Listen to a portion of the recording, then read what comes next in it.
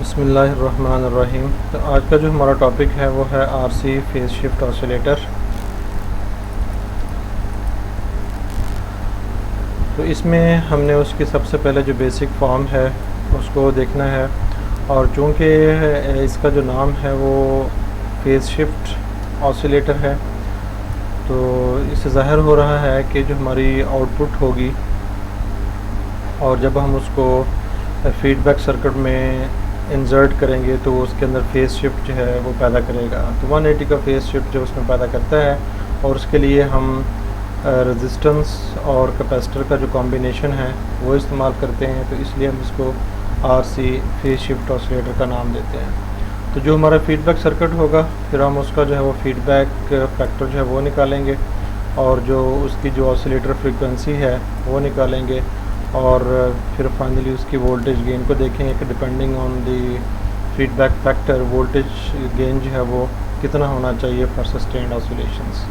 तो फाइनली फिर जो है हम उसकी जो वर्किंग है उसको समरी में देखेंगे। तो जैसा कि हमें नज़र आ रहा है कि जो आरसी फेज शिफ्ट ऑसिलेटर है उसमें एक आरसी नेटवर्क है, ये सर्किट डायग्राम के अंदर शो किया हुआ है। तो इसका जो काम होता है वो ये होता है कि ये आउटपुट को लेके उसका कुछ पार्ट जो है वो हमें आउटपुट में इनपुट में प्रोवाइड करता है, और साथ ही साथ क्या करता है कि उस जो आउटपुट वोल्टेज होगी उसके फेज़ को इन्वर्ट कर देता है। तो इसलिए हमने इसको जो है वो इस करैक्टरिस्टिक की वजह से हमने इसको फेज़ शिफ्ट ऑसिलेटर का जो है वो नाम दिया है, क्योंकि ये फेज़ को जो है वो एक फेज़ से दूसरे फेज़ में शिफ्ट कर देता है। तो जैसा कि सर्किट डायग्राम में दिखाया गया है कि वहाँ पे तीन जो है वो आरसी पेयर्स हैं, यानी कि this one and this one.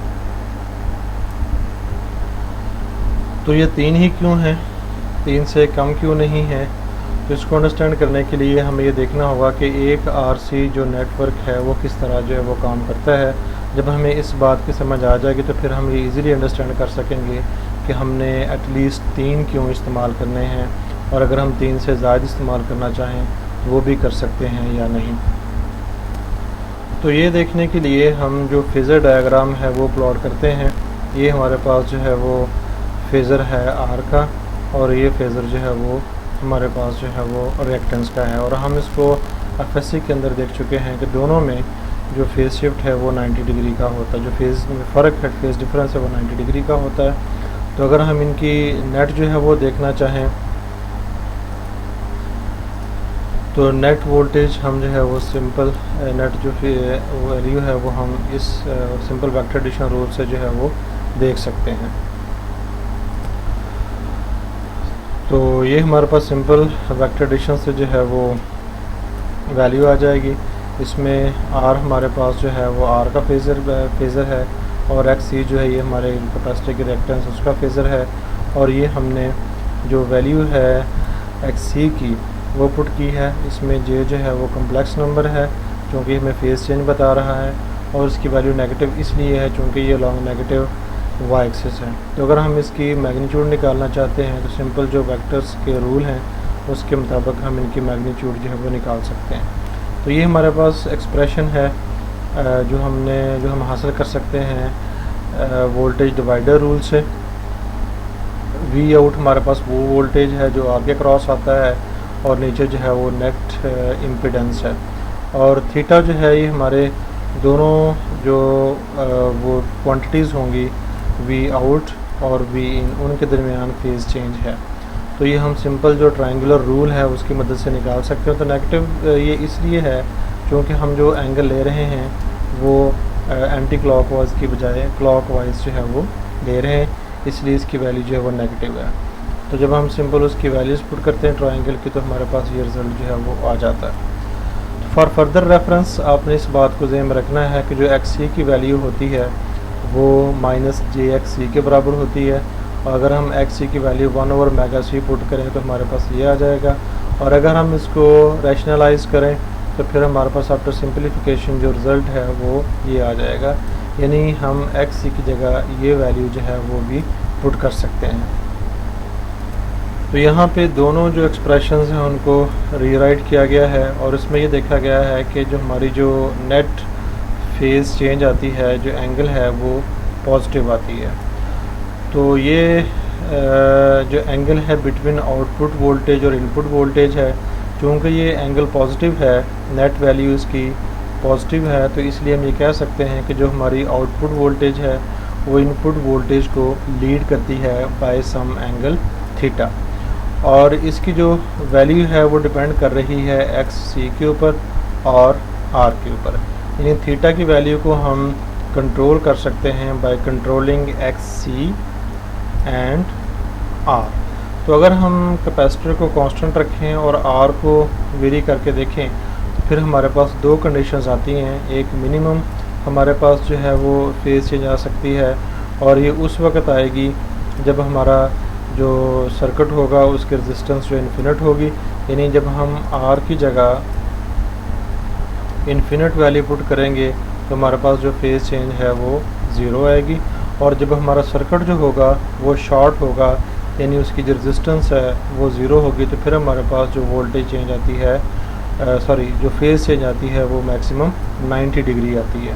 तो इसका मतलब ये हुआ कि एक स्टेज जो सिंगल आरसी स्टेज है, यानी कि 1 आरसी स्टेज हमें जो टोटल फेज़ चेंज दे सकती है वो 90 डिग्री है। तो हमारे जो रिक्वायरमेंट है वो तो 180 डिग्री है, तो इसलिए हम दो स्टेजेस को एटलीस्ट जो है वो इस्तेमाल कर सकते हैं, क्योंकि हर स्टेज का 90 डिग्री होगा तो डेफिनेटली दोनों स्टेजेस का जो है वो 180 डिग्री हो जाएगा। लेकिन प्रैक्टिकली ये मुमकिन नहीं है, क्योंकि अभी हमने ये देखा है कि 90 डिग्री का फेज़ चेंज देखने के लिए हमारे जो आर की वैल्यू है वो ज़ीरो होनी चाहिए। तो अगर हम आर की वैल्यू ज़ीरो लेंगे इसका मतलब ये होगा कि हमारा जो सर्किट है वो शॉर्ट होगा, और अगर सर्किट हमारा शॉर्ट हो गया तो हमें किसी किस्म की जो आउटपुट वोल्टेज है वो नहीं मिलेगी। तो आउटपुट वोल्टेज हासिल करने के लिए हमें कुछ ना कुछ आर की वैल्यू जो है वो रखनी पड़ेगी, इसलिए हम दो स्टेजेस को इस्तेमाल नहीं कर सकते, हमें तीसरी स्टेज जो है वो भी एडिशनली यहाँ पे जो है वो इस्तेमाल करनी पड़ेगी। तो जैसा कि अभी हमने प्रीवियस स्लाइड के अंदर देखा कि एक जो हमारी है वो 90 डिग्री का फेज़ चेंज पैदा कर सकती है और दो जो है 180 डिग्री की फेज़ चेंज पैदा कर सकती हैं, लेकिन दो को हम इस्तेमाल नहीं कर सकते क्योंकि ऐसा करने से हमें सर्किट जो है वो शॉर्ट करना पड़ता है। तो इसलिए हमें तीन स्टेजेस जो हैं वो 3 आरसी कॉम्बिनेशन जो है वो इस्तेमाल करने पड़ते हैं, और हम इस तरह जस्ट उनको इस्तेमाल करते हैं और उसकी जो वैल्यूज़ हैं एक्स सी की और आर की इस तरह हम एडजस्ट करते हैं कि हर जो स्टेज है उसका जो फेज़ चेंज है वो 60 डिग्री होता है। यानी फर्स्ट जो हमारी स्टेज है वो 60 डिग्री का फेज़ चेंज हमें देती है, उससे अगली भी 60 डिग्री का देती है, टोटल 120 हो जाता है। उससे अगली जो है वो हमें मज़ीद 60 डिग्री का देती है, जिससे हमारे पास टोटल जो फेज़ चेंज है वो 180 डिग्री की हो जाती है और हमें हमारी जो रिक्वायर्ड फेज़ चेंज है वो मिल जाती है। तो अब हम चलते हैं अपनी कैलकुलेशन की तरफ, जिसमें हम बीटा फैक्टर जो है वो निकालेंगे जो और ऑसिलेटर फ्रिक्वेंसी है वो निकालेंगे। तो इससे चलने से पहले कुछ चीज़ें हैं जो आपको जहन नशीन होनी चाहिए कि हमारे पास जो V0 वोल्टेज है ये हमारे एम्पलीफायर की तो आउटपुट वोल्टेज है, लेकिन जो हमारा ये वाला फीडबैक सर्किट है इसकी ये इनपुट वोल्टेज है, और VFB जो है ये हमारे फीडबैक सर्किट की आउटपुट वोल्टेज है। और दूसरी चीज़ ये है कि टोटल जो हमारी वोल्टेज है वो V0 है और इससे जो टोटल करंट पैदा हो रही है जिसको हम IT कह लें, और ये टोटल करंट 3 ब्रांचेस के अंदर जाके जो है वो इस्तेमाल होगी, यानी I1 जो यहाँ पे हम करंट को अज्यूम कर रहे हैं, I2 जो यहाँ पे हम करंट को अज्यूम कर रहे हैं, और I3 जो हम करंट को यहाँ पे अज्यूम कर रहे हैं। तो ये चूँकि फर्स्ट पाथ है इसलिए जितनी भी यहाँ पर करंट है उसने डिवाइड होना है इन 3, इस ब्रांच में, इस ब्रांच में, इस ब्रांच में, लिहाजा हम उस टोटल करंट को जो है वो I1 plus I2 plus I3 जो है वो क्या देते हैं, तो हमारा जो मेन मकसद था वो है आउटपुट और इनपुट की जो फीड जो है वो रेशो निकालना, क्योंकि हम निकालना चाह रहे हैं बीटा फैक्टर। और जो हमारा बीटा फैक्टर होता है वो होता है आउटपुट वोल्टेज, सर्किट की आउटपुट वोल्टेज और सर्किट की इनपुट वोल्टेज। तो VF भी तो बड़ी आसानी से हम निकाल सकते हैं, क्योंकि ये वो वोल्टेज है जो इस रजिस्टर के क्रॉस जो है वो आ रहा है। क्योंकि ये दोनों पैरेलल हैं, इसलिए जो वोल्टेज इधर होगा वही वोल्टेज इधर होगा। तो अकॉर्डिंग टू ओहम्स लॉ हम ये वैल्यू जो है वो लगा सकते हैं। दूसरा हम ये देख सकते हैं कि जो इस रजिस्टर्स के क्रॉस वोल्टेज है वो इन दो के अंदर जो है वो डिवाइड हो जाता है। चूँकि ये दोनों सीरीज़ में हैं, लिहाजा अपनी रिएक्टेंसेस और रेजिस्टेंसेस की बुनियाद पे वोल्टेज कुछ इधर आएगा कुछ इधर आएगा, लेकिन दोनों का जो वोल्टेज होगा उसका जो सम है वो इस वोल्टेज के बराबर होगा। लिहाजा हम उसको ये लिख सकते हैं। तो ये हमारे पास वोल्टेज है जो कैपेसिटर के क्रॉस है, ये हमारे पास वोल्टेज है जो कि रजिस्टर के क्रॉस है। तो जब हम रिएक्टेंस की वैल्यू पुट करते हैं 1/j⍵c और इसको मज़ीद सिंप्लीफाई करते हैं तो हमारे पास ये रिज़ल्ट जो है वो आ जाता है। और नेक्स्ट इसका जो वोल्टेज होगा ये इन दो हिस्सों में डिवाइड होगा, इसके क्रॉस और इसके क्रॉस। तो यहाँ से जो करंट पास कर रही है वो I1 प्लस I2 है, लिहाजा वोल्टेज क्रॉस R3 और ये हमारी current that is passing through capacitor, और हमारी जो वोल्टेज है क्रॉस R जहाँ से I2 पास कर रहा है वो आ जाएगी। तो यहाँ पर भी जब हम वैल्यूज़ पुट करते हैं तो हमारे पास ये एक्सप्रेशन आ जाता है। और R2 की वैल्यू I2R की वैल्यू हम ये निकाल चुके हैं, और जब हम ये वैल्यू यहाँ पर पुट करते हैं तो हमारे पास जो फाइनल एक्सप्रेशन है वो ये आ जाता है। तो अब हम बात करते हैं जो हमारी फीडबैक सर्किट की इनपुट वोल्टेज है, ये भी दो हिस्सों में डिवाइड होगा, वोल्टेज क्रॉस दिस कैपेसिटर और वोल्टेज क्रॉस दिस रजिस्टर। तो इसके क्रॉस जो वोल्टेज आएगी वो हमारे पास ये होगी। जब चूँकि इसमें से गुजरने वाली जो करंट्स हैं I1 है प्लस I2 है प्लस I3 है, इसलिए हमने इसको यहाँ पे ऐसे लिखा है। और ये हमारे पास वोल्टेज क्रॉस जो है वो R आ जाएगी, जिसमें से I3 जो है पास कर रहा है। तो इसके अंदर जब हम वैल्यूज़ पुट करते हैं तो हमारे पास ये रिज़ल्ट आ जाता है। अब चूँकि ये हमने वैल्यू हम ऑलरेडी निकाल चुके हैं I3R की, और जब हम ये वैल्यू इस इक्वेशन के अंदर पुट करते हैं फिर हमारे पास आफ्टर सम सिंप्लीफिकेशन ये रिज़ल्ट जो है वो आ जाता है।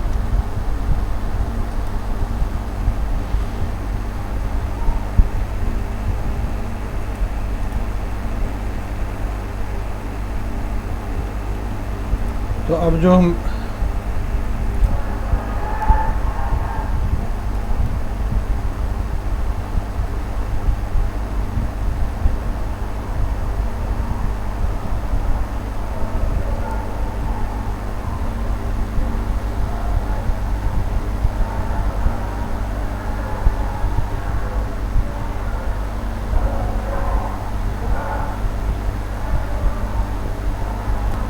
यानी जो हमारे पास I1 की वैल्यू है वो ये आ जाएगी, और I2 की जो वैल्यू है वो हमारे पास इस इक्वेशन की मदद से ये आ जाएगी। और उसको हम मज़ीद सिंप्लीफाई करेंगे तो हमारी जो I2 की वैल्यू होगी वो ये आ जाएगी। सिमिलरली जो वैल्यू इक्वेशन हमने निकाली थी V3 के लिए, वहाँ से हम जो I3 की वैल्यू है वो निकालेंगे, और जब इसमें हम I1 I2 की वैल्यू पुट करेंगे तो ये हमारे पास जो है I3 की वैल्यू आ जाएगी। और इसको जब हम मज़ीद सिंप्लीफाई करेंगे तो हमारे पास ये एक्सप्रेशन जो है वो आ जाएगा। तो अब हमने जो करंट्स की वैल्यू निकाली हैं वो अपनी इस इक्वेशन के अंदर पुट करते हैं तो ये हमारे पास जो है वो इक्वेशन बन जाती है। तो इसमें जब हम यहाँ पे इसको मल्टीप्लाई करते हैं तो हमारे पास ये रिज़ल्ट आ जाता है ये वाला। इसमें ये J² आ जाएगा, यहाँ पर भी मज़ीद मल्टीप्लिकेशन से J² आ जाएंगे। तो यहाँ पे फिर हमने J² की जगह चूँकि कम्प्लेक्स नंबर को ये शो कर रहा है तो यहाँ पे इन्हीं करस्पॉन्डिंग जो है वो नेगेटिव वैल्यूज़ जो हैं वो आ जाएंगी। जहाँ जहाँ J² होगा वहाँ पे उसकी वैल्यू जो है वो नेगेटिव आ जाएगी। तो जब हम जो सिमिलर टर्म्स हैं उनको एडअप करते हैं और जो कॉमन फैक्टर है उसको लेके ये रेशो निकालते हैं, तो हमारे पास जो फाइनल एक्सप्रेशन है वो ये बन जाता है। अब चूँकि ये हमारे पास जो है वो इनपुट ओवर आउटपुट है, तो इसलिए हम इसके जगह 1/बीटा जो है वो लिख सकते हैं, और मज़ीद सिम्प्लिफिकेशन से हमारे पास ये रिज़ल्ट आ जाएगा। जब हम ये कॉमन लेंगे और हमारे पास फाइनल जो है वो ये रिज़ल्ट आ जाएगा। तो यहाँ पे हम एक सब्स्टिट्यूशन करते हैं कैलकुलेशन को ईजी बनाने के लिए, तो 1/, जो मेगा सी है उसको हम अल्फ़ा के बराबर पुट कर लेते हैं। तो ये सब्स्टिट्यूशन करने के बाद हमारे पास ये रिज़ल्ट आ जाएगा। तो बीटा जब हम इसको इन्वर्ट करते हैं तो बीटा की वैल्यू जब हमारे पास ये आ जाएगी। अब चूँकि बीटा जो होता है वो हमारा एक वैल्यू है, एक रियल नंबर वैल्यू है, तो लेकिन जो हमारे पास एक्सप्रेशन आया है उसमें ये इमेजिनरी पार्ट भी मौजूद है, तो इसको रियल बनाने के लिए डेफिनेटली ये वाला पार्ट जो है वो ज़ीरो होगा। और ये ज़ीरो पार्ट कब होगा, उसकी वैल्यू निकालने के लिए हम इसको ज़ीरो के बराबर एज्यूम करते हैं, और इससे हमारे पास जो अल्फ़ा की वैल्यू आती है वो 6 आती है। तो जब हम मेगा की वैल्यू पुट करते हैं 2πfc, तो फिर हमारे पास जो f है वो हमारे पास ये वैल्यू आ जाती है, जो हमारी ऑसिलेटर की फ्रीक्वेंसी है, रेजोनेटर फ्रीक्वेंसी है। और इसको हम कम या ज़्यादा कर सकते हैं, यानी कंट्रोल कर सकते हैं by changing C and R। Beta की वैल्यू मालूम करने के लिए हम दोबारा इस एक्सप्रेशन की तरफ देखेंगे, क्योंकि ये रियल है। रियल के लिए ये फैक्टर जो है 0 होना चाहिए, और जब ये फैक्टर 0 हुआ था तो हमारे पास जो अल्फ़ा की वैल्यू आई थी वो 6 थी। जब हम ये वैल्यू पुट करते हैं तो बीटा की जो वैल्यू हमारे पास आ जाती है वो 1/29 आ जाती है, साथ नेगेटिव साइन। तो इसका मतलब ये है कि हमारा जो फीडबैक सर्किट है वो आउटपुट वोल्टेज का 29th पार्ट जो है वो फीडबैक करता है, और साथ ही साथ वो जो पार्ट फीडबैक कर रहा है उसको इन्वर्ट भी करता है। तो नेगेटिव साइन जो है उसी फेज़ इन्वर्जन को शो कर रही है। अब जैसा कि हमने इसमें देखा है कि हमारा जो ऑसिलेटर है इसमें 3 लीड सर्किट्स जो हैं वो मौजूद होते हैं, और हर जो लीड सर्किट है वो 0 से लेके 90 डिग्री तक फेज़ चेंज जो है वो हमें दे सकता है, depending on frequency and the values of HC and R। और टोटल जो हमारी फेज़ चेंज है वो 180 डिग्री होती है, जिससे यानी कि एक स्टेज जो हमें 60 डिग्री का दे रही होती है फेज़ चेंज, टोटल जो है हमारा 180 हो जाता है। तो अगर हम 4 जो है वो सर्किट इस्तेमाल करना चाह रहे हैं तो वो भी कर सकते हैं। उसके लिए फिर क्या होगा कि हर जो स्टेज है उसकी जो फेज़ चेंज होगी वो 45 डिग्री होगी। तो जैसे हमें सूटेबल होगा हम वैसे जो उसका करेंगे। तो टोटल जो फेज़ इन्वर्जन है वो 360 डिग्री होती है हमारे लूप की।